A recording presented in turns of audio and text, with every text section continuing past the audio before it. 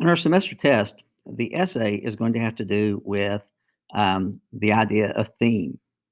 Theme is one of those big ideas, those universal truths that really go across a lot of different pieces of literature. And most of the time, authors have different messages, different ideas that explain or elaborate on what that truth is. And so as you begin to look at what we're going to be doing for the semester test, I want you to think back to the literature that we've read this semester. 1984 is obviously one of the big pieces, but we're going to read a couple of passages for our semester test. One of them is called Lift Off. One of them is called Native American Education, which is a podcast. And then this labeled one is independent reading. And that could also include like some of the articles that we read with 1984 and maybe some other things, and definitely the things that you've read through your independent reading. Now, a little bit of the technical part of this, in order for this to be a good graphic, you're going to be able to write on it pretty quickly. And so these hexagons, to duplicate them, okay, click on the hexagon that you want, and then do a Command D or right click D. And what that's going to do is duplicate that. And this is a text box. So now I have a text box that I can write in it. So like here's a theme that we're going to be using today: oppression of individuality. Well, definitely in 1984, I saw that INGSOC oppressed people's individuality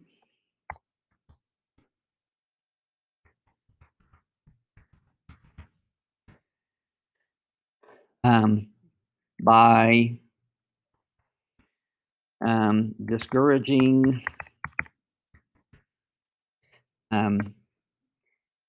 anything that would make a person attractive. Okay, they really don't want to have people having relationships with each other. They had the anti-sex league, and everyone went around wearing the same overalls. And so, there were a lot of things that did definitely oppress a person's individuality.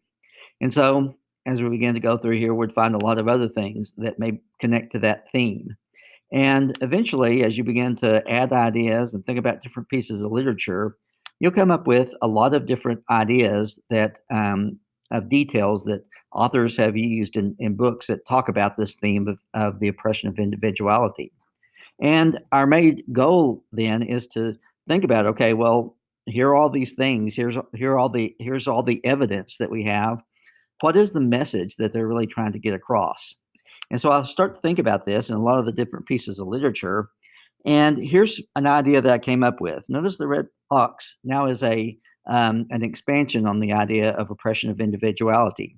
And it says in dystopian literature and in real life, there is a constant struggle between individuality and conformity. And so that's the beginning. I could use that as a thesis statement, okay, as my claim that there is a struggle between those two things. But I really want to go a little bit deeper. And as I think about that a little bit more closely, well, why is there a struggle? Well, I come up with this idea. Perhaps this is because the individual is that when the individual is empowered, the state loses power. Okay, the state being representative of people that have control over others. Um, in the case of 1984, it's INGSOC. In the story that we'll read today, you might think of education, the system of education, and teachers, and how they had power over what, or tried to have power over what this individual did. And so this right here, I've changed to blue, or it's changed from excuse me, from pink to red, because I think I would use this right here as a thesis, as a main idea that I could write about and explain how different pieces of literature express this idea.